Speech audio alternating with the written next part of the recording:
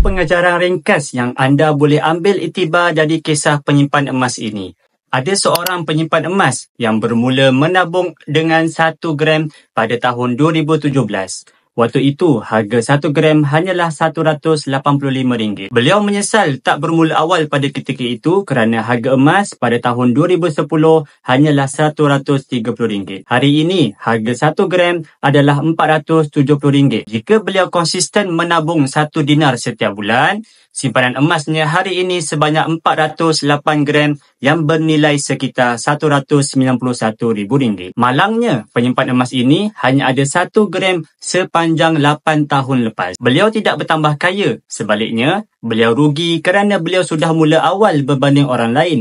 Tetapi beliau mensia-siakan dan tidak manfaatkan jangka masa 8 tahun itu untuk membina aset. Asbab terlalu pantau harga kerana takut terbeli harga emas yang tinggi dan takut terjual emas ketika harga yang rendah, menyebabkan tabung emas beliau tidak bertambah dan kekal 1 gram. Beliau tidak mempunyai tabungan sebanyak RM191,000, tetapi hanya ada keuntungan kecil sekitar RM285 sahaja, yang mana nilainya boleh habis dalam tempoh yang singkat jika anda membeli barang keperluan. Pengalaman yang pernah mentor saya kongsikan adalah mereka yang selalu menunggu harga emas jatuh akhirnya tidak berkesempatan untuk membeli emas kerana duit sudah habis.